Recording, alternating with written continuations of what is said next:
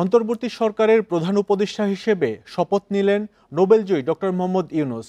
বঙ্গভবনের দরবার হলে বৃহস্পতিবার রাতে তাকে শপথ পাঠ করান রাষ্ট্রপতি মোহাম্মদ শাহাবুদ্দিন।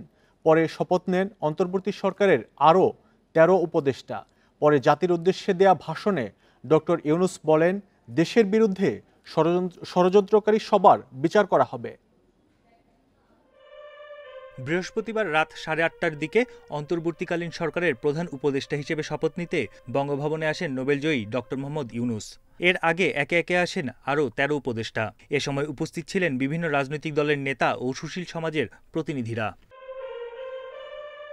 রাত ৯টার পর প্রধান উপদেষ্টাকে নিয়ে বঙ্গভবনের দরবার হলে প্রবেশ করেন রাষ্ট্রপতি মোহাম্মদ শাহাবুদ্দিন। শপথ অনুষ্ঠান শুরু হয় জাতীয় সঙ্গীতের মধ্য দিয়ে। এরপর কোটা সংস্কার ও সরকার বিরোধী আন্দোলনে শহীদদের স্মরণে দাঁড়িয়ে ১ মিনিট নীরবতা পালন করেন সবাই। প্রথমে প্রধান উপদেষ্টা হিসেবে শপথ নেন ডক্টর ইউনূস। নিয়ম অনুযায়ী পরে গোপনীয়তার শপথ নেন তিনি।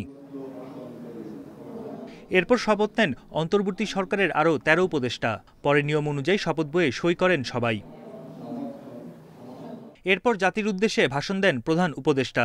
বলেন, অন্তর্বর্তী সরকার কাজ করবে সবার আকাঙ্ক্ষা পূরণে। এই অভ্যুত্থানের মাধ্যমে সৃষ্ট সরকার দেশের প্রত্যেকের সরকার। এখানে থাকবে সকলের আকাঙ্ক্ষা পূরণের অধিকার। অরাজকতার বিষ বাষ্প এখন যেই ছড়াবে, বিজয়ী ছাত্র জনতা সহ মুক্ত মানুষের আইন শৃঙ্খলা বাহিনীর পূর্ণ শক্তি তাকে ব্যর্থ করে দেবে। নিষ্ঠুর স্বৈরাচারী সরকার দূর হয়ে গেছে। কাল সূর্য উদয়ের সঙ্গে সঙ্গে গণতন্ত্রের, সুবিচারের, মানবাধিকারের, নির্ভয়ে মত প্রকাশের পূর্ণ স্বাধীনতার জন্য সকলের স্বাচ্ছন্দ্যে জীবন ধারণের সুযোগ প্রদানের সচেষ্ট সরকারের ঘনিষ্ঠ সান্নিধ্য ও সহমর্মী পরশ দলমত নির্বিশেষে সবাই উপভোগ করবে। এটাই আমাদের লক্ষ্য।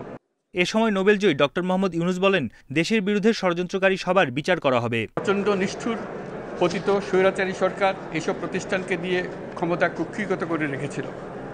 আমরা তার এই প্রচেষ্টা ব্যর্থ করে প্রতিষ্ঠানগুলোর হারানো গৌরব ফিরিয়ে আনব। এই ঘৃণ্য চেষ্টায় ব্যবহৃত হয়ে যারা অপরাধ সংগঠিত করেছে তাদেরকে আইনানুগ বিচারের মাধ্যমে শীঘ্রই উপযুক্ত শাস্তি দেওয়া হবে।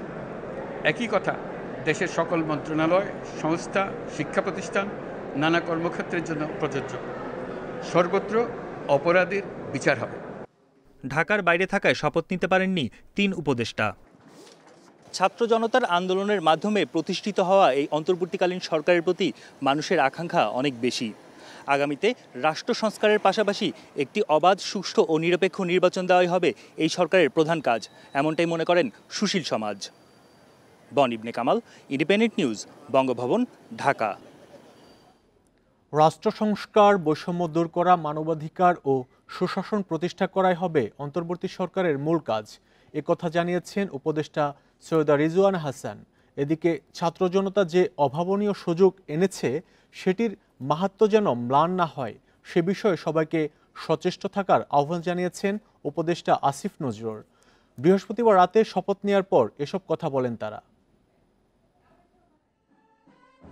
নোবেল বিজয়ী ডক্টর মোহাম্মদ ইউনূসকে প্রধান উপদেষ্টা করে গঠন করা হয়েছে বাংলাদেশের নতুন অন্তর্বর্তীকালীন সরকার। বৃহস্পতিবার রাত ৯টার পর বঙ্গভবনের দরবার হলে অন্তর্বর্তীকালীন সরকারের উপদেষ্টাদের শপথ পাঠ করান রাষ্ট্রপতি মোহাম্মদ শাহাবুদ্দিন। অন্তর্বর্তীকালীন সরকারের মূল কাজ কি হবে এমন প্রশ্নের জবাবে উপদেষ্টারা বলেন, যে প্রত্যাশা নিয়ে ছাত্র জনতা গণ আন্দোলন করে স্বৈরাচার সরকারের পতন ঘটিয়েছে সেই প্রত্যাশা পূরণে কাজ করবেন তারা। আমাদের লক্ষ্য থাকবে, আমরা তো আসলে দেখেছি আমাদের অনেক রাজনৈতিক সরকার এসেছে কিন্তু ওনারা রিফর্মটা সেভাবে করেন না দেখি এরকম অপশক্তি বারবার সুযোগ নিতে পারে। আমাদের কাছে এই যে এত মানুষের আত্মদানের বিনিময়ে আমরা যদি এই বেসিক কাজটা না করে যাই তাহলে তো এই আত্মদানের মাহাত্ম্য থাকবে না। সৈয়দা রিজওয়ানা হাসান বলেন, বর্তমানে বাংলাদেশে আইনের শাসন নেই। জনস্বার্থে দেশে সুশাসন ও সাম্য প্রতিষ্ঠা করাই হবে এই সরকারের অন্যতম লক্ষ্য। সুশাসন নিশ্চিত হবে, জবাবদিহিতা নিশ্চিত হবে, মানবাধিকার নিশ্চিত হবে। সত্যিকার অর্থে অন্তর্ভুক্তিমূলক একটা জাতি আমরা হব, এখানে বিভেদ, বৈষম্য আমরা কমাবো, এটাই হচ্ছে প্রত্যাশা। অর্থনৈতিক খাতে স্বচ্ছতা সহ নানা কাজে মনোযোগ দেওয়ার কথা জানিয়েছেন নতুন উপদেষ্টারা। যারা নানা অপরাধ করেছেন তাদের বিচার করার প্রতিশ্রুতিও দিয়েছেন উপদেষ্টারা। Jahanara Parvin, Independent News, Dhaka. Doctor ইউনূসের নেতৃত্বাধীন অন্তর্বর্তীকালীন সরকারের কাছে প্রত্যাশা অনেক বেশি। দ্রুত সুষ্ঠু নির্বাচন করে রাজনৈতিক দলের কাছে ক্ষমতা হস্তান্তরের দাবি জানিয়েছেন বিভিন্ন রাজনৈতিক দলের নেতারা। অন্যদিকে অর্থনীতি সচল করা ও দ্রুত আইনশৃঙ্খলা পরিস্থিতি নিয়ন্ত্রণে আনার দাবি ব্যবসায়ী নেতাদের। বৃহস্পতিবার রাতে বঙ্গভবনে শপথ অনুষ্ঠান শেষে এসব প্রত্যাশার কথা জানান তারা। আওয়ামী লীগ সরকারের পতনের পর সংসদ বিলুপ্ত করেন রাষ্ট্রপতি। দেখা দেয় সাংবিধানিক সংকট। এমন পরিস্থিতিতে বৃহস্পতিবার গঠন হলো অন্তর্বর্তীকালীন সরকার, নেতৃত্বে ডক্টর মুহাম্মদ ইউনূস। এ সরকারের মেয়াদ কি হবে এমন নানা বিষয় এখনো সুরাহা হয়নি। তবে সাংবিধানিক যে সংকট তৈরি হয়েছিল তার সাময়িক সমাধান মিলেছে বলছেন রাজনীতিবিদরা। বাংলাদেশ সৃষ্টি হয়েছিল যে গণতন্ত্রের কারণে, সেই গণতন্ত্র ফিরে আনতে হবে একটা সুষ্ঠু নিরপেক্ষ নির্বাচনের মাধ্যমে। বাংলাদেশের মানুষের আকাঙ্ক্ষা, প্রত্যাশা, গণতন্ত্র ফিরে পাওয়া। সাংবিধানিক নিয়ম অনুযায়ী 3 মাসের মধ্যে যদি নির্বাচন করা সম্ভব হয় সেটা হবে সকলের জন্য মঙ্গলজনক। অর্থ পাচার, ব্যাংক লুট সহ নানা কারণে দীর্ঘদিন ধরে নাজুক অর্থনীতি। ভারসাম্য হারিয়েছে সামষ্টিক অর্থনীতি, দুর্বল হয়ে পড়েছে সব খাত, জানিয়ে উদ্বিগ্ন ব্যবসায়ীরা। অর্থনীতির অবস্থা খুবই খারাপ, ব্যাংকগুলো ভেঙে পড়েছে, বাংলাদেশ ব্যাংকে কোনো নিয়ন্ত্রণ নাই। এই অর্থনীতিতে ডিসিপ্লিন ফিরিয়ে নিয়ে আনতে হবে। আমরা আশা করি ওনারা যতদিন থাকেন ওনারা বাংলাদেশের অর্থনীতি, বাংলাদেশের সমাজ, বাংলাদেশের রাজনীতিকে সামনের দিকে এগিয়ে নিয়ে যাবেন। শ্রীলঙ্কা যদি উঠে দাঁড়াতে পারে, আমরা সেই সমস্ত পদক্ষেপ নিয়ে অর্থনৈতিক অবস্থান আগের চেয়ে অন্তপক্ষে যে গভর্নমেন্টটার পতন হলো তার চেয়ে ভালো হবে। মূল্যস্ফীতি নিয়ন্ত্রণ ও কর্মসংস্থান বাড়াতে নতুন সরকারের প্রতি আশা রাখতে চান সাধারণ মানুষ। আমাদের কর্মসংস্থান আজকে একবারে নাই বললেই চলে। আমরা 20 লক্ষ যুবক আজকে বেকার। আমরা সবসময় ঊর্ধ্বমুখী পণ্যদ্রব্য আমরা কিনেছি, আমরা খুব পেরেশানের মধ্যে ছিলাম। অর্থনীতির ক্ষত মেরামতে সরকারকে প্রয়োজনীয় সময় দেওয়ার পক্ষে অনেক ব্যবসায়ী নেতা। ছাত্র জনতার গণ অভ্যুত্থানে স্বৈরাচারের বিদায়, অতঃপর দেশের দায়িত্ব নিলেন নোবেল বিজয়ী ডক্টর ইউনূস। সাধারণ মানুষ এবং ব্যবসায়ীদের চাওয়া দ্রুত সচল হোক অর্থনীতির চাকা। Ruhul Amin, independent News, Dhaka. অন্তর্বর্তীকালীন সরকার রাষ্ট্রের সাংবিধানিক প্রতিষ্ঠানগুলোকে সংস্কার করে দ্রুত নির্বাচন দিবে বলে আশা প্রকাশ করেছেন রাজনীতিবিদেরা। তারা মনে করছেন এর মাধ্যমে নতুন বাংলাদেশের সূচনা হবে।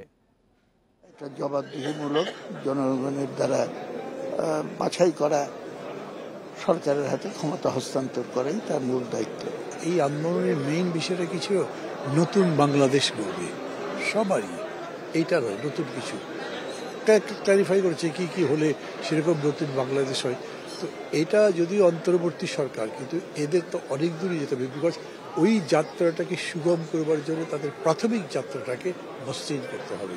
আজকে সরকার পুনর্গঠন হবে, গঠন হওয়ার পরে সরকার সিদ্ধান্ত নেবে যত দ্রুত সম্ভব একটি নির্বাচনের মধ্য দিয়ে একটি গণতান্ত্রিক সরকার প্রতিষ্ঠা হবে এবং তার মাধ্যমে দেশ পরিচালিত হবে। এই সফল একটা গণ অভ্যুত্থান হয়েছে একটা গণতান্ত্রিক বাংলাদেশ দেখার জন্য, একটা মানবিক বাংলাদেশ দেখার জন্য, একটা সমৃদ্ধ বাংলাদেশ দেখার জন্য, যেখানে নাগরিকরা স্বাধীন থাকবে, তাদের স্বাধীনভাবে মত প্রকাশের অধিকার থাকবে।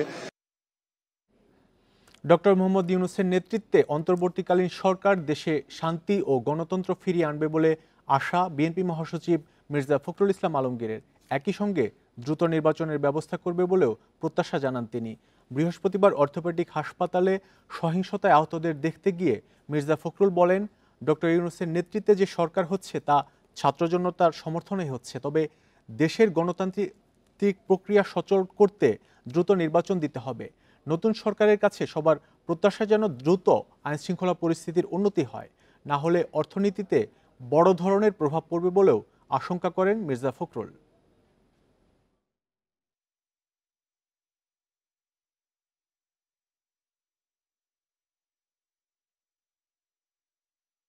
গণতন্ত্রকে ফিরিয়ে আনাটা হচ্ছে তার অন্যতম প্রধান কাজ এবং তিনি ওটা যত দ্রুত গণতন্ত্রে ফিরিয়ে আনতে পারবেন ততই তিনি সাফল্য অর্জন করবেন। প্রথম তো হচ্ছে যে আপনার আইন শৃঙ্খলা এটা আপনার প্রতিষ্ঠিত করতে হবে, রক্ষা করতে হবে, তার জন্য চূড়ান্ত ব্যবস্থা নিতে হবে। 2 নম্বর হচ্ছে অতি দ্রুত নির্বাচনের মধ্য দিয়ে আপনার গণতান্ত্রিক যে সরকার সেখানে প্রত্যাবর্তন করতে হবে। আর তৃতীয় হচ্ছে অর্থনীতিকে সফল রাখার জন্য সব রকম ব্যবস্থা নিতে হবে। দেশের পরিস্থিতি স্থিতিশীল ও স্বাভাবিক হওয়ার পথে এই বার্তা দ্রুত বহির্বিশ্বে পৌঁছে দিতে হবে নতুন সরকারকে। একই সাথে ভারসাম্য বজায় রেখে প্রতিবেশী সহ শক্তিশালী দেশের সঙ্গে সুসম্পর্ক চালিয়ে নিতে হবে বলে মনে করছেন সাবেক কূটনীতিক ও বিশ্লেষকেরা। উপদেষ্টা তৌহিদ হোসেন জানান, দেশের স্বার্থ রক্ষাকেই অগ্রাধিকার দেবে ডক্টর ইউনূসের নেতৃত্বাধীন অন্তর্বর্তী সরকার। ছাত্র আন্দোলন থেকে গণ অভ্যুত্থানের মুখে পতন হয় আওয়ামী লীগ সরকারের। আন্দোলনকারীদের প্রস্তাবে শান্তিতে নোবেল জয়ী ডক্টর মোহাম্মদ ইউনূসের নেতৃত্বে গঠন হয় অন্তর্বর্তী সরকার। চলমান পরিস্থিতিতে বাংলাদেশের প্রতি আন্তর্জাতিক সম্প্রদায়ের আস্থা অক্ষুণ্ণ রাখাই এখন নতুন সরকারের বড় চ্যালেঞ্জ মনে করছেন সাবেক কূটনীতিকরা। এক্ষেত্রে প্রধান উপদেষ্টার ভাবমূর্তি গুরুত্বপূর্ণ ভূমিকা রাখবে বলে মনে করেন বিশ্লেষকেরা। স্যার ইউনূস শুধু মার্কিন যুক্তরাষ্ট্র নয়, তিনি ভারতেও একইভাবে সমাদৃত, তিনি চীনেও একইভাবে সমাদৃত। মার্কিন যুক্তরাষ্ট্রে আগামী নির্বাচনে পরিবর্তন হলেও প্রফেসর ইউনূসের ব্যাপারে তাদের কোনো মতের পরিবর্তন বা তাদের যে এখনকার তার সম্পর্কে যে ধারণা আছে তার কোনো পরিবর্তন হবে বলে আমি মনে করছি না। তো কাজেই তিনি বিশ্বের সব জায়গাতেই সমাদৃত মানুষ। সবার সঙ্গে বন্ধুত্ব, কারোর সঙ্গে বৈরিতা নয়। বাংলাদেশের এই পররাষ্ট্রনীতি আমলে রেখেই সব রাষ্ট্রের সাথে দ্বিপাক্ষিক সম্পর্ক এগিয়ে নেওয়ার তাগিদ বিশেষজ্ঞদের। অর্থনৈতিকভাবেই সকলের সাথেই জড়িয়ে আছি, সেটা ভারত বলেন, চীন বলেন, মার্কিন যুক্তরাষ্ট্র বলেন, ইউরোপিয়ান ইউনিয়ন বলেন, জাপান বলেন। তাদের কাছে আমাদের বক্তব্যটা থাকবে যে আমরা আমাদের যে পররাষ্ট্রনীতি পরিচালনা করেছি গত সরকার আমলে যেটা হয়েছে, এই পররাষ্ট্রনীতি আমাদের নিজস্ব প্রয়োজনেই এটা অব্যাহত থাকবে। অন্তর্বর্তী সরকারের উপদেষ্টা তৌহিদ হোসেন জানান, দেশের ভাবমূর্তি রক্ষায় সব প্রচেষ্টা অব্যাহত রাখা হবে। চ্যালেঞ্জিং টাইম যাচ্ছে ওভারঅল, এবং তার মধ্যে পররাষ্ট্র বিষয়টাও যথেষ্ট গুরুত্বপূর্ণ হয়ে দাঁড়াবে। সম্পূর্ণ ক্যাবিনেটের কিন্তু কাজ এটা আছে, কীভাবে হবে নীতিমালাটা কিন্তু নির্ধারণ করবে সর্বোচ্চ পর্যায়ে সরকার প্রধান যিনি থাকবেন, তার মতামত এখানে খুবই গুরুত্বপূর্ণ। তারপরে আমরা তাকে তার মতামত অনুযায়ী যতটুকু পারা যায় সহায়তা করার চেষ্টা করব, এবং যাতে আমাদের স্বার্থ রক্ষিত হয়, যাতে আমাদের সব দেশের সাথে সম্পর্ক ভালো থাকে, এবং সব শক্তিমান দেশের সাথে যাতে এক ধরনের ব্যালেন্স থাকে। দেশে শৃঙ্খলা ফিরিয়ে এনে বিনিয়োগ ও উন্নয়ন সহযোগীদের আশ্বস্ত করতে নতুন সরকারকে দ্রুত পদক্ষেপ নেয়ার তাগিদ আন্তর্জাতিক সম্পর্ক বিশ্লেষকদের। Nafiza Daula, independent News, Dhaka.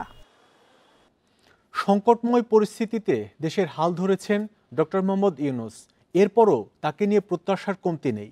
বৈষম্য বিরোধী ছাত্র আন্দোলনের পক্ষ থেকে অন্তর্বর্তী সরকারের প্রধান হিসেবে নাম প্রস্তাব করা হলেও তিনি ছাড়া উপযুক্ত ব্যক্তি ছিলেন না বলে মনে করছেন নাগরিক সমাজের প্রতিনিধিরা।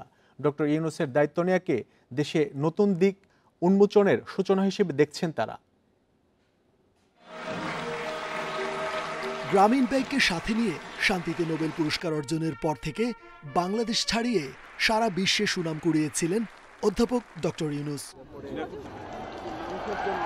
যদিও নিজ দেশেই গত ১.৫ দশকেরও বেশি সময় ধরে ছিলেন কোণঠাসা, কর্তৃত্ব হারিয়েছিলেন নিজের প্রতিষ্ঠিত সেই গ্রামীণ ব্যাংকের। গত ৫ আগস্ট প্রধানমন্ত্রীর পদ থেকে পদত্যাগ করে শেখ হাসিনা ভারতে চলে গেলে অন্তর্বর্তীকালীন সরকারের প্রধান হিসেবে মনোনীত হন তিনি।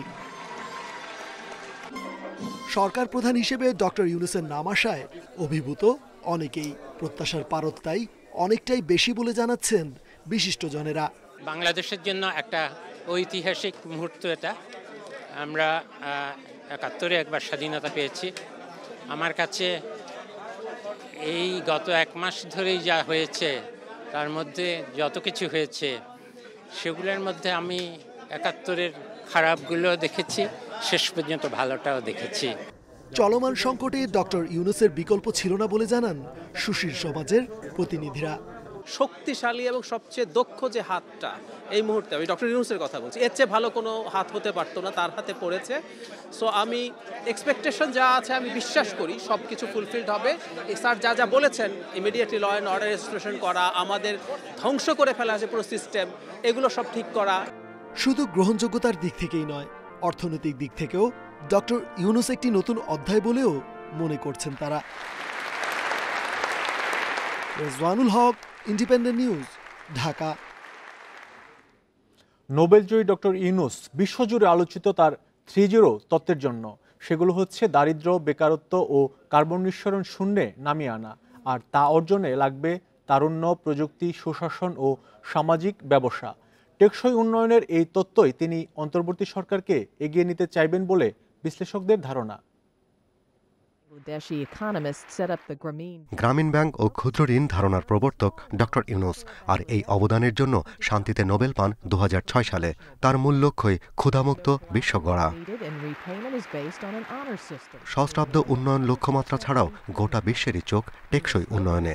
এই যাত্রায় প্রায় শূন্য থেকে শুরু করতে হবে এই নোবেল লরিয়েটকে। সেই লক্ষ্য অর্জনের সামনে থাকছে তার নিজের থিওরি 3-0। এই ক্ষেত্রে শূন্যে নামিয়ে আনতে হবে দারিদ্র্য, বেকারত্ব ও কার্বন নিঃসরণকে। বর্তমান অর্থনৈতিক ব্যবস্থা নিজেই দারিদ্র্য সৃষ্টি করে এবং এই ব্যবস্থার অধীনে দারিদ্র্য দূর করা সম্ভব নয়। মানুষ এককভাবে দারিদ্র্য তৈরি করে না, আমাদের অর্থনৈতিক কাঠামোর ভেতরেই তৈরি হয় দারিদ্র্য। এই লক্ষ্য অর্জনে তিনি গুরুত্ব দিচ্ছেন তারুণ্য, প্রযুক্তি, সুশাসন ও সামাজিক ব্যবসায়। তার মতে ভালো চাকরি না খুঁজে উদ্যোক্তা তৈরিতে জোর দিতে হবে। আমরা জন্মেছি সমস্যা সমাধানের জন্য, কারো অধীনে চাকরি করার জন্য নয়। তাই তরুণ প্রজন্মকে উদ্যোক্তা হতে হবে, কারো অধীনে নয়। বিশ্বকে নেতৃত্ব দিতে হবে তরুণদেরই। 1996 সালের তত্ত্বাবধায়ক সরকারেরও উপদেষ্টার দায়িত্বে ছিলেন ডক্টর মোহাম্মদ ইউনূস, আর 2024-এর অন্তর্বর্তীকালীন সরকার প্রধান। Shahriar Anirban, independent News, Dhaka. টেকসই অর্থনীতি গড়তে সবার আগে অন্তর্বর্তী সরকারকে রাজনৈতিক সংস্কারের মনোযোগ দেওয়ার পরামর্শ দিয়েছেন অর্থনীতিবিদেরা। তাদের মতে দেশের মানুষকে ফিরিয়ে দিতে হবে অর্থনৈতিক মর্যাদা। এজন্য অন্তর্বর্তী সরকারকে জরুরি ভিত্তিতে উদ্যোগ নিতে হবে মূল্যস্ফীতি নিয়ন্ত্রণ, পাচারকৃত অর্থ ফিরিয়ে আনা এবং বৈদেশিক মুদ্রার বিনিময় হার ঠিক করা। উচ্চ মূল্যস্ফীতি, ডলার সংকট, অর্থ পাচার বেড়ে যাওয়া, বৈদেশিক মুদ্রার রিজার্ভ আশঙ্কাজনকভাবে কমে যাওয়ায় অস্থিতিশীল হয়ে ওঠে দেশের অর্থনীতি। এ পরিস্থিতিতে ছাত্র গণ অভ্যুত্থানের মুখে ক্ষমতাচ্যুত হয়ে 5ই আগস্ট দেশ ত্যাগ করেন সাবেক প্রধানমন্ত্রী শেখ হাসিনা। এর 3 দিন পরেই ছাত্র জনতার দাবির মুখে অন্তর্বর্তীকালীন সরকারের দায়িত্ব নেন নোবেল বিজয়ী অর্থনীতিবিদ ডক্টর মোহাম্মদ ইউনূস। অর্থনীতির অচল অবস্থা থেকে মুক্তি দিতে নতুন অন্তর্বর্তী সরকারের কাছেও প্রত্যাশা বেড়েছে মানুষের। অর্থনীতিবিদরা বলছেন, বড় ধরনের রাজনৈতিক ও অর্থনৈতিক সংস্কার করা গেলে মুক্তি মিলবে সাধারণ মানুষের। যদি আমরা আগামীতে রিফর্ম করে এটা থেকে বের হয়ে আসতে চাই টেকসইভাবে, তাহলে কিন্তু পলিটিক্যাল রিফর্মটার দরকার হবে। পলিটিক্যাল রিফর্মটা গুরুত্বপূর্ণ এই জন্য আমি বলছি যে যদি রাজনীতি ঠিক না থাকে অর্থনীতি ঠিক থাকতে পারে না। কাজে রাজনীতিকে ঠিক করেই অর্থনীতিকে টেকসইভাবে ঠিক করতে হবে। দেশের অর্থনীতিটাকে একদম পঙ্গু করে দিয়েছে। তাদেরকে সর্বপ্রথম তাদের ব্যবসা, তাদের বাণিজ্য এবং তাদের সকল সম্পত্তি, ব্যবসায়িক সম্পত্তি ও ব্যক্তি সম্পত্তি সর্বপ্রথম বাজেয়াপ্ত করতে হবে। মূল্যস্ফীতির তীব্রতা থেকে মানুষের কষ্টকে লাঘব করতে নতুন সরকারকে বিভিন্ন পদক্ষেপ নেওয়ার পরামর্শ অর্থনীতিবিদদের। মূল্যস্ফীতির চাপ এটা আরো বাড়বে সামনের মাসে। আমাদের যে এক্সচেঞ্জ রেটের উপর চাপ এটাও হয়তো বাড়বে সামনের দিকে। এগুলোকে খুব দ্রুত সমাধান করতে হবে। হ্যাঁ, সরকার পরিবর্তনের কারণে একটা আস্থা ফিরে আসছে জনগণে। নিম্ন আয়ের মানুষ, মধ্যম আয়ের মানুষ এবং যারা হতদরিদ্র এবং দারিদ্র্যের সীমার নিচে যারা মানুষ যারা বর্তমানে অবস্থান করছে, তাদেরকে কি করে আমরা অর্থনৈতিকভাবে স্বাবলম্বী করতে পারি, তাদেরকে কি করে আমরা অর্থনৈতিকভাবে মুক্তি দিতে পারি, সেটা হবে আমাদের বর্তমান চ্যালেঞ্জ। সর্বোপরি আইনের শাসন প্রতিষ্ঠা করা না গেলে অর্থনৈতিক মুক্তি সম্ভব নয় বলে মনে করছেন অর্থনীতি বিশ্লেষকরা। কর্মীদের সামনে কথা বলছেন তৌহিদ রানা, ইন্ডিপেন্ডেন্ট নিউজ, ঢাকা। সরকারি বেসরকারি সম্পত্তিতে হামলা, লুটপাট ও আগুনের ঘটনায় কঠোর ব্যবস্থা নেবে সশস্ত্র বাহিনী সহ আইনশৃঙ্খলা রক্ষাকারী বাহিনী। বৃহস্পতিবার সেনা সদরে সেনাবাহিনীর প্রধান জেনারেল ওয়াকারুজ্জামানের সঙ্গে নৌ ও বিমান বাহিনীর প্রধানের বৈঠকে এই সিদ্ধান্ত নেওয়া হয়। বৈঠকে আরও উপস্থিত ছিলেন নবনিযুক্ত পুলিশ মহাপরিদর্শক, র্যাবের মহাপরিচালক ও ঢাকা মহানগর পুলিশের কমিশনার। আন্তঃবাহিনী জনসংযোগ পরিদপ্তর ISPR-এর এক বিজ্ঞপ্তিতে এ তথ্য জানানো হয়েছে। শুক্রবারের মধ্যে সেনাবাহিনীর সহায়তা দেশের সব থানার কার্যক্রম শুরুর বিষয়ে বৈঠকে আলোচনা হয়েছে বলেও জানিয়েছে আইএসপিআর। এ ব্যাপারে সবার সহযোগিতা চাওয়া হয়েছে। ছাত্র জনতার আন্দোলনের মুখে 5 আগস্ট দুপুরে প্রধানমন্ত্রী পদ ত্যাগ করে দেশ ছাড়েন শেখ হাসিনা। এরপর সংসদ ভবন, গণভবন ও বিভিন্ন থানায় ব্যাপক হামলা, ভাঙচুর, লুটপাট হয়। আইএসপিআর এর বিজ্ঞপ্তিতে জানানো হয়েছে, দেশের স্থিতিশীলতা রক্ষায় শক্ত অবস্থানের সিদ্ধান্ত নিয়েছে সশস্ত্র বাহিনী। আইনশৃঙ্খলা নিয়ন্ত্রণে পুলিশ বসে থাকতে পারে না, তাই নতুন আইজিপির নির্দেশ মেনে দ্রুত কর্মস্থলে যোগদানের আহ্বান জানিয়েছে অবসরপ্রাপ্ত পুলিশ অফিসার্স কল্যাণ সমিতি। তবে সংশ্লিষ্ট কর্তৃপক্ষকে অবশ্যই তাদের নিরাপত্তা নিশ্চিত করার দাবি জানান তারা। বৃহস্পতিবার দুপুরে রাজধানীর রাজারবাগে সাবেক আইজিপি মুক্তিযোদ্ধা এটি আহমেদুল হক চৌধুরী সংবাদ সম্মেলনে এসব কথা বলেন। আরও বলেন, রাজনৈতিক সহ সব ধরনের প্রভাব মুক্ত করতে হবে পুলিশ বাহিনীকে, আমূল সংস্কার করতে হবে। এজন্য প্রস্তাবিত দি বাংলাদেশ পুলিশ অর্ডিন্যান্স 2007 অধ্যাদেশ জারি করার আহ্বান জানান তিনি। এছাড়া পুলিশ বাহিনীর মধ্যে বৈষম্যগুলো চিহ্নিত করে দ্রুত ব্যবস্থা নিয়ে তা দূর করতে হবে। অবসরপ্রাপ্ত পুলিশ অফিসার্স কল্যাণ সমিতির পক্ষ থেকে এসব দাবি করা হয়।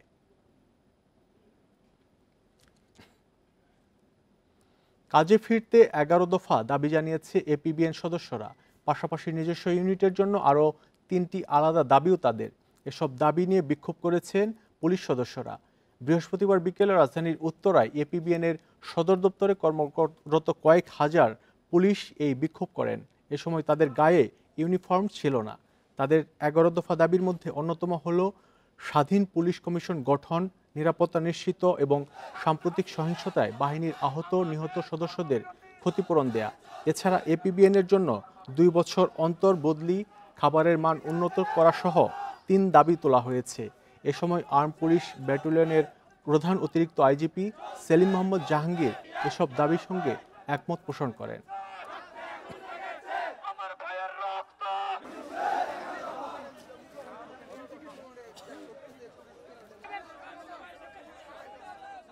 আমাদের এই পুলিশকে সংস্কার করবে, আমাদের এই 11 দাবি অবশ্যই মানতে হবে, অন্যথায় আমরা বাইরে কোনো প্রকার ডিউটি করতে পারবো না।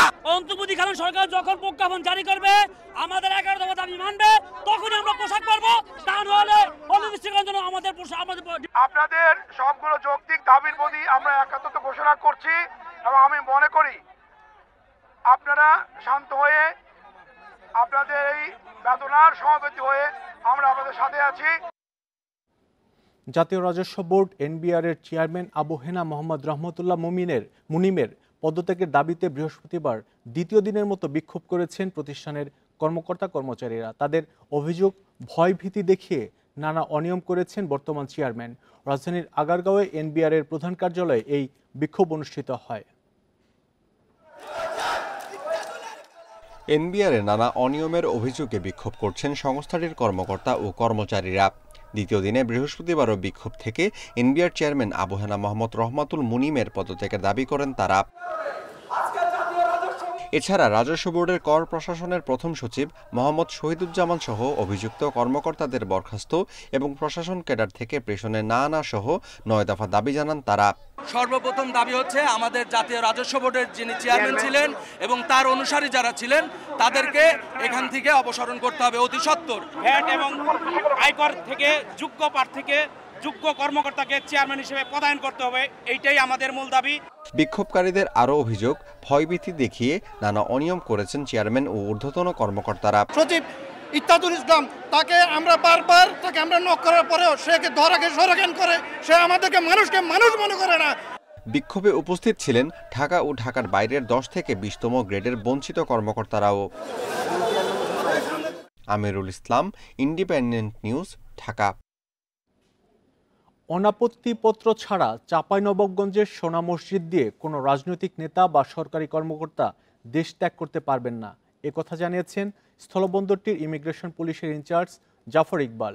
তিনি জানান, পাসপোর্টধারী যাত্রীদের কয়েক ধাপে যাচাই বাছাই শেষে ভারতে যাওয়ার অনুমতি দেওয়া হচ্ছে। রাজনৈতিক নেতা বা সরকারি কর্মকর্তাদের ক্ষেত্রে অতিরিক্ত কড়াকড়ি আরোপ করা হয়েছে। অনাপত্তিপত্র দেখাতে না পারলে কাউকেই সীমান্ত অতিক্রম করতে দেয়া হচ্ছে না। এছাড়া ইমিগ্রেশন চেকপোস্টে বিজিবি সদস্যদের নজরদারিও বাড়ানো হয়েছে। বৃহস্পতিবার সকাল থেকে দুপুর পর্যন্ত সোনা মসজিদ স্থলবন্দর দিয়ে শতাধিক যাত্রী পারাপার হয়েছেন।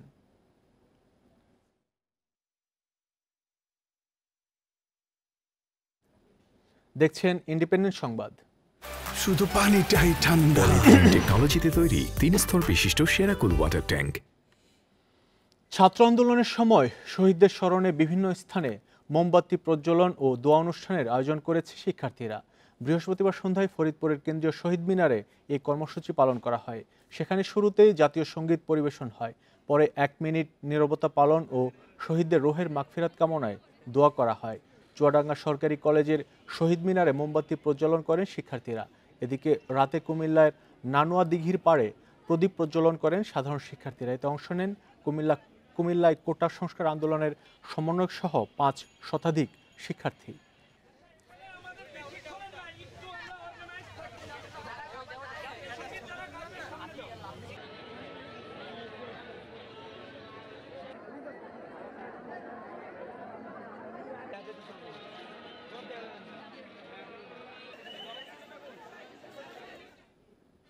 রাজধানীর সড়কগুলোতে বৃহস্পতিবারও ট্রাফিক ব্যবস্থাপনার গুরুত্বপূর্ণ দায়িত্ব পালন করেন শিক্ষার্থীরা। টানা তৃতীয় দিনের মতো রোদ বৃষ্টি মাথায় নিয়ে ট্রাফিক পুলিশের কাজ করতে দেখা যায় তাদের। সড়কে শৃঙ্খলা ফেরায় খুশি পথচারী ও চালকরা। এছাড়া রাজধানীর বিভিন্ন জায়গায় পরিষ্কার পরিচ্ছন্নতায়ও অংশ নেন অনেক শিক্ষার্থী। কারণবাজার, শাহবাগ, মহাখালী সহ রাজধানীর গুরুত্বপূর্ণ সড়কগুলোতে আগের মতো নেই বিশৃঙ্খলা, হর্নের বিকট শব্দ। যেখানে সেখানে দৌড়ে রাস্তা পার হতেও বাধা পেতে হয়েছে নগরবাসীকে। শুধুমাত্র হাতে একটি লাঠি, পতাকা বা লাল কাপড়। কলেজ বা বিশ্ববিদ্যালয় পড়ুয়া শিক্ষার্থী শুধু নয়, যোগ দিয়েছে স্কুলের শিক্ষার্থীরাও। তারা সবই করছেন স্বেচ্ছাশ্রমে। শিক্ষার্থীদের সাথে যোগ দিয়েছেন বেশ কিছু স্বেচ্ছাসেবী সংগঠনও। কোন তাড়নায় এসেছেন প্রশ্ন করতেই সরাসরি জবাব, দেশ গঠনে একাত্মতা জানানোই এ কাজে আসার মূল কারণ। আমার দেশের প্রতি একটা দায়িত্ববোধ আছে, ঠিক আছে, আমরা সেই দায়িত্ববোধ থেকে আসছি। স্টুডেন্টরা পায় না এমন কিছু নেই, স্টুডেন্ট সমাজ যদি জেগে উঠে তাহলে যে কোনো কিছুই পসিবল। খেয়াল খুশি মতো রাস্তায় হাঁটা, সিগন্যাল না মানার পাশাপাশি যারা আইন অমান্য করছেন তাদেরও থামিয়ে দিচ্ছেন ট্রাফিক পুলিশের দায়িত্ব পালনকারী শিক্ষার্থীরা।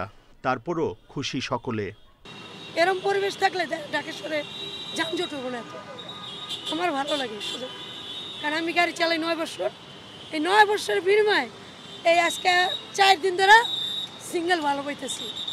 এখন দেখেন এত গাড়ির মাঝে কিন্তু কোনো বিশৃঙ্খলা নাই, সবাই সুন্দরভাবে পার হতে পারছে আর ওরা যথেষ্ট হেল্প করে। ওরা যে সুন্দরভাবে সুশৃঙ্খলভাবে এই দায়িত্ব পালন করতেছে, এই জন্য আমরা সাধারণ জনগণ খুব খুশি।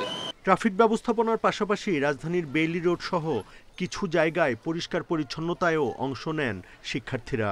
শিক্ষার্থীদের দাবি, জঞ্জাল পরিষ্কারে সবার আগে দায়িত্ব নিতে হবে নিজেদেরকেই। আমরা ক্লাস শুরুর আগে চেষ্টা করছি আমাদের ক্যাম্পাসটাকে আগের রূপে ফিরিয়ে আনার জন্য। স্বাধীনতা রক্ষা করতে চাই, সেই স্বার্থে আমরা দেশটাকে সুন্দর করার জন্য এটা করছি। শিক্ষার্থীরা বলেন, যার যতটুকু সুযোগ আছে সে অবস্থা থেকেই দেশ গঠনে কাজ করতে হবে, তবেই এগিয়ে যাবে স্বপ্নের বাংলাদেশ। Buddhadeb Kundu, Independent News, Dhaka. দেশের বিভিন্ন জেলায় সড়কের শৃঙ্খলা ফেরাতে পথে নেমেছে শিক্ষার্থীরা। স্বেচ্ছাশ্রমে করছেন পরিচ্ছন্নতার কাজও।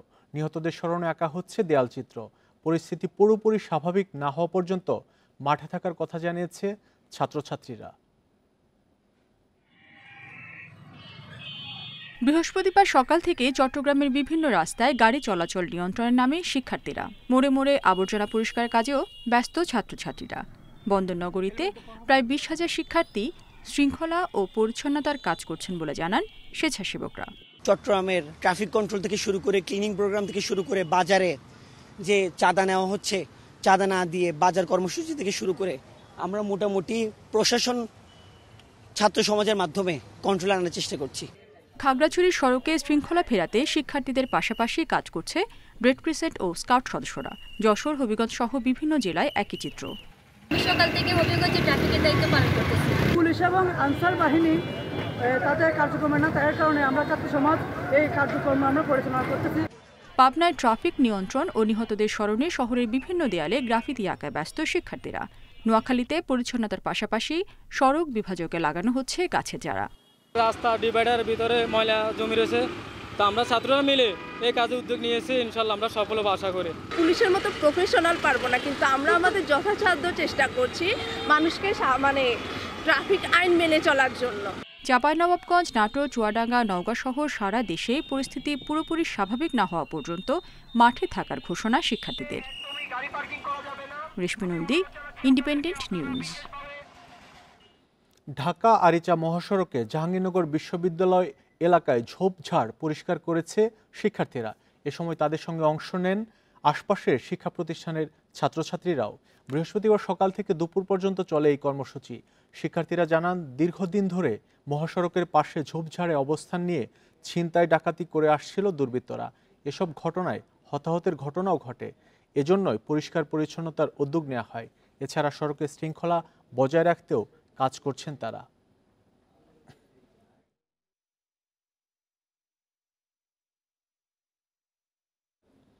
ঝিনাইদহে শৃঙ্খলা ফেরানো ও পরিষ্কার পরিচ্ছন্নতার কাজ শুরু করেছে শিক্ষার্থীরা। বৃহস্পতিবার সকাল থেকে সদর হাসপাতালে অর্ধ শতাধিক শিক্ষার্থী এ অভিযান শুরু করে। এ সময় হাসপাতালের প্রবেশ মুখ থেকে শুরু করে হাসপাতাল চত্বরের আগাছা পরিষ্কার করা হয়। সেই সাথে হাসপাতালের জরুরি বিভাগ, প্রতিটি ওয়ার্ড ও হাসপাতালের ড্রেন পরিষ্কার পরিচ্ছন্নতার কাজ করেন শিক্ষার্থীরা। পাশাপাশি হাসপাতালে সেবা নিতে আসা রোগী ও তাদের স্বজনদের লাইনে দাঁড়িয়ে সেবা নিতে সহযোগিতা করেন তারা। আগামী এক সপ্তাহ এই কার্যক্রম চলবে বলে জানায় শিক্ষার্থীরা।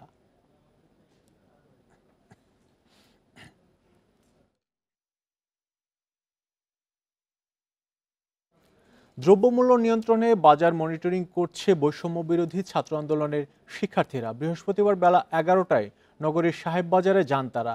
কাঁচা বাজার, মশলার দোকান এবং মাছ ও মুরগির বাজারে গিয়ে বিক্রেতাদের সাথে কথা বলেন শিক্ষার্থীরা। এ সময় তাদের সাথে ছিলেন কয়েকজন শিক্ষক। বাজার ব্যবসায়ী সমিতির সঙ্গেও বৈঠক করেন তারা। বাজারের ইজারা ফি কমানো, চাঁদাবাজি বন্ধ সহ নিরাপত্তা নিশ্চিত করার দাবি জানান ব্যবসায়ীরা। অন্যদিকে মূল্য তালিকা টাঙানো, বাড়তি দাম না রাখার আহ্বান শিক্ষার্থীদের। জামালপুরের বাজার নিয়ন্ত্রণে কাজ করে সাধারণ শিক্ষার্থীরা। জেলার প্রধান বাজারগুলোতে তদারকি করেন তারা। এ সময় পণ্যমূল্য নিয়ন্ত্রণ রাখতে সচেতন করেন শিক্ষার্থীরা। তাদের এই উদ্যোগকে স্বাগত জানিয়েছেন সাধারণ ক্রেতারা।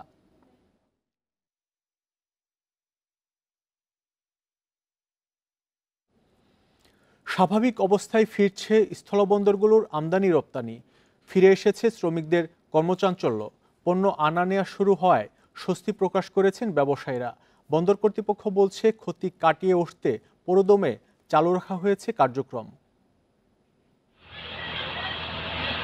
যশোরের বেনাপোল স্থলবন্দরে এখন পণ্যবাহী গাড়ির দীর্ঘ সারি। 3 দিন বন্ধ থাকার পর চেনা রূপে ফিরেছে বন্দরটি। বৃহস্পতিবার পর্যন্ত বন্দরে 126 ট্রাক পণ্য আমদানি রপ্তানি হয়েছে। অস্থিতিশীল পরিস্থিতিতে কার্যক্রম থমকে গেলেও এখন অনেকটাই স্বাভাবিক সাতক্ষীরার ভোমরা স্থলবন্দর। বৃহস্পতিবার আমদানি হয় 200 ট্রাক পণ্য। বাংলাদেশি পণ্য বোঝাই করে ভারতে গেছে 50টি ট্রাক। 2 দিন বন্ধের পর আমদানি রপ্তানিতে ফিরেছে চাঁপাইনবাবগঞ্জের সোনা মসজিদ স্থলবন্দর। স্বাভাবিক গতিতে চলছে পণ্য উঠানামা, যার মধ্যে আছে পেঁয়াজ, মরিচ সহ বিভিন্ন কাঁচা পণ্য। অস্থিতিশীল পরিস্থিতিতেও হিলি স্থলবন্দরে বন্ধ হয়নি আমদানি রপ্তানি। তবে দেশে স্বাভাবিক অবস্থা ফিরতে শুরু করায় গতি পেয়েছে সব কার্যক্রম। কর্মচাঞ্চল্য ফিরেছে পঞ্চগড়ের বাংলাবান্ধা স্থলবন্দরে। ভারত ও নেপাল থেকে আমদানি হচ্ছে পাথরসহ বিভিন্ন পণ্য। চলছে রপ্তানিও। তাপস সরকার, ইন্ডিপেন্ডেন্ট নিউজ। নিরাপত্তা শঙ্কায় ভুগছেন দেশের ভোগ্যপণ্যের সবচেয়ে বড় পাইকারি বাজার চট্টগ্রামের চাকতাই খাতুনগঞ্জের ব্যবসায়ীরা। সাম্প্রতিক পরিস্থিতিতে হামলা ও লুটপাটের আশঙ্কায় আছেন তারা। থানার কার্যক্রম চালুর বিষয়ে চেষ্টা করা হলেও তা সম্ভব হচ্ছে না বলে জানিয়েছে পুলিশ। স্বাভাবিক সময়ে সকাল থেকে রাত পর্যন্ত মুখর থাকে খাতুনগঞ্জ। এখন কিছু দোকানপাট খোলা হলেও গুদাম ও ব্যক্তিগত নিরাপত্তা নিয়ে উদ্বিগ্ন ব্যবসায়ীরা। টুকটাক বেচা কেনার পর সন্ধ্যার আগেই সবাই দোকানপাট বন্ধ করে যার যার নিরাপত্তা স্থানে যার বাসা বাড়িতে চলে যাচ্ছে। কিছু কিছু ব্যাংকগুলো আছে টাকা পয়সা আসা নেওয়ার সময় অনেক ঝামেলা এবং অনেক ঝামেলার মধ্যে থাকে, চিন্তার মধ্যে থাকি। দেশের সবচেয়ে বড় পাইকারি এই বাজারের দুই পাশে থাকা বাকলিয়া ও কোতোয়ালি থানার কার্যক্রম বন্ধ। বিপদে 999-এ যোগাযোগ করেও মিলছে না সাড়া। এসব বিষয়ে দ্রুত ব্যবস্থা নেওয়ার আহ্বান জানিয়েছেন ব্যবসায়ী নেতারা। নতুন দায়িত্ব আসবে, আমরা আশা করব ওরা আমাদের খাদ্যগঞ্জে ওরা নিরাপত্তা দিয়ে আমাদের খাদ্যগঞ্জকে যে ঐতিহ্যকে লক্ষ্য করবে, এটা আমরা ব্যবসায়ীরা এরা আশাবাদী।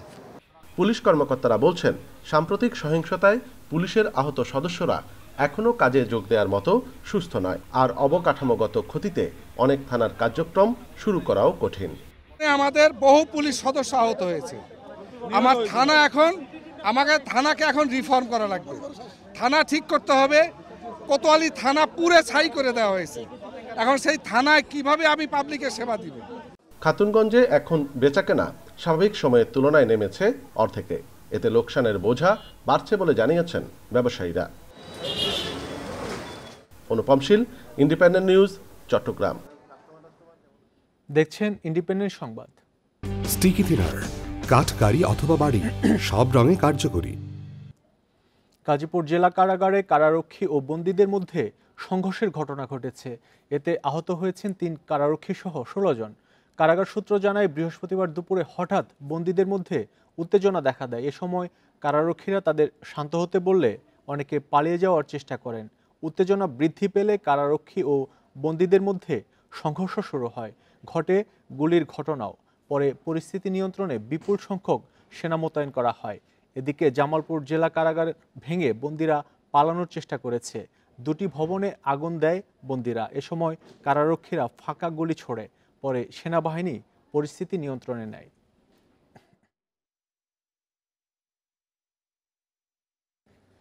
ছাত্র আন্দোলনের পরে নতুন সরকার গঠন হলেও এখনও কোনো পরিবর্তন আসেনি বিসিবিতে। বোর্ডের পরিচালকরা মিরপুরের কার্যালয়ে কেউ না আসলেও পদত্যাগের খবর পাওয়া যায়নি। বিসিবির সভাপতির দায়িত্ব থেকে কবে অব্যাহতি নেবেন নাজমুল হাসান পাপন, সেই প্রশ্ন উঠছে। বোর্ডের বিভিন্ন মহলের মানুষের আনাগোনা চলছে। কার্যালয়ের বাইরে মিছিল, স্লোগান দিচ্ছেন অনেকে।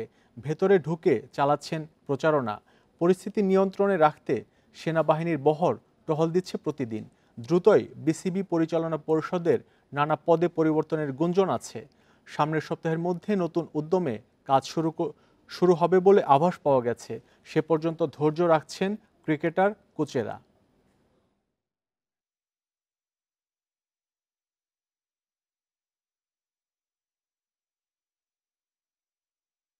ওই অবস্থায় ওইটা নিয়েই আমরা আছি। আর যেটা বলতেছেন এটা তো সবার পরিলক্ষিত, সবাই যা হয়েছে তা আমরা সবাই দেখছি।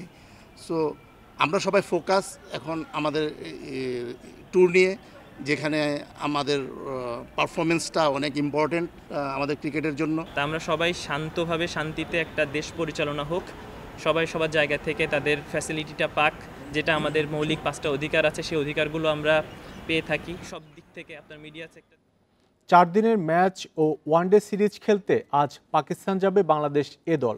ছাত্র আন্দোলনের পর প্রথম কোনো সফর টাইগারদের। পেশাদারিত্ব দিয়ে সিরিজে ভালো করতে চান কোচ ও অধিনায়ক। সাকিবের ফেরা না ফেরা নিয়ে মিশ্র প্রতিক্রিয়া জানিয়েছে এনামুল হক বিজয়। শঙ্কা, অনিশ্চয়তা দূর হয়েছে।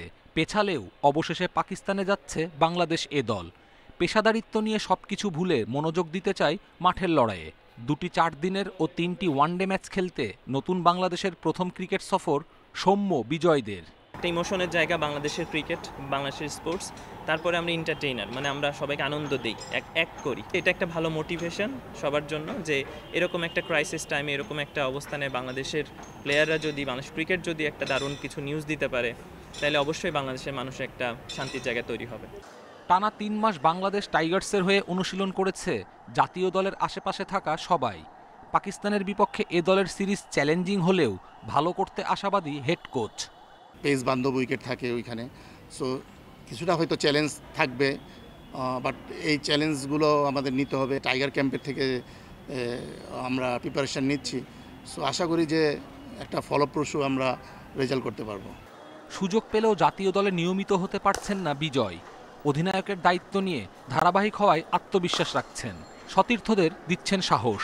সাকিবকে নিয়েও জানিয়েছেন নিজের ভাবনা। গুড অপরচুনিটি 2টা ম্যাচ আমার জন্য আমি এখানে ভালো এক্সিকিউশন করতে পারি, ন্যাশনাল টিমের অপরচুনিটি আসবে এবং ন্যাশনাল টিমের অপরচুনিটি আসলে আশা করি এবার আমি চেষ্টা করব লম্বা সময়ে বাংলাদেশ টিমের জন্য খেলার। আমরা আসলে ওনাকে যখন মাঠে পাবো তখন আমরা as a cricketer Shakib Al হাসানকে চাই, as a person to person চাই। তো আমি মনে করি যে সাকিব আল হাসান যখন ক্রিকেটে আসবে, ক্রিকেটের বড় ভাই হিসেবে আমরা চোখের সামনে দেখতে চাই। 13 আগস্ট 4 দিনের ম্যাচ দিয়ে শুরু হবে সিরিজ। 30 আগস্ট তৃতীয় ওয়ানডে দিয়ে শেষ হবে এ দলের পাকিস্তান সফর। কপিল পাল, ইন্ডিপেন্ডেন্ট নিউজ। ফিক্সিংয়ের প্রস্তাব গোপন করায় বিপাকে প্রবীণ জয়বিক্রমা। আইসিসির তদন্তের মুখোমুখি শ্রীলঙ্কার বাঁহাতি স্পিনার। তার বিরুদ্ধে দুর্নীতি বিরোধী নীতিমালার অন্তত 3টি ধারা ভঙ্গের অভিযোগ উঠেছে। আইসিসির বিবৃতি অনুযায়ী আন্তর্জাতিক ম্যাচ ও লঙ্কান প্রিমিয়ার লিগে এসব দুর্নীতির সঙ্গে জড়িত ছিলেন 25 বছর বয়সী স্পিনার। নিয়ম অনুযায়ী 14 দিনের মধ্যে নিজের অবস্থান জানানোর সুযোগ পাবেন জয়বিক্রমা। 2021 সালের এপ্রিলে আন্তর্জাতিক অভিষেক হওয়া জয়বিক্রমা এখন পর্যন্ত 5টি করে টেস্ট, ওডিআই ও টি20 খেলেছেন।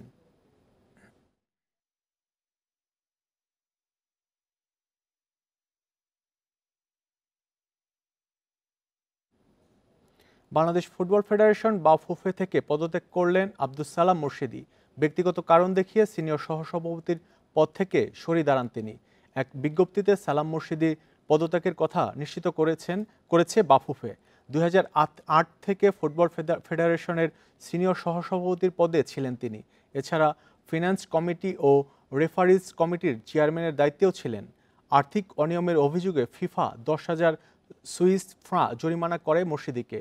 দেশের ক্ষমতার পালাবদলের পর ক্রীড়াঙ্গনেও পরিবর্তনের দাবি উঠেছে। কাজী সালাউদ্দিনকেও বাফুফের সভাপতি পদে দেখতে চান না অনেকে। বিরূপ পরিস্থিতির মাঝেই ফেডারেশনের সিনিয়র সহসভাপতির পদ ছাড়লেন মুর্শিদি। এই ছিল এখনকার সংবাদে। ইন্ডিপেন্ডেন্ট টেলিভিশনের সব খবর বিস্তারিত জানতে চোখ রাখুন ইউটিউব, ফেসবুক এবং এক্সে। এতক্ষণ সাথে থাকার জন্য ধন্যবাদ সবাইকে।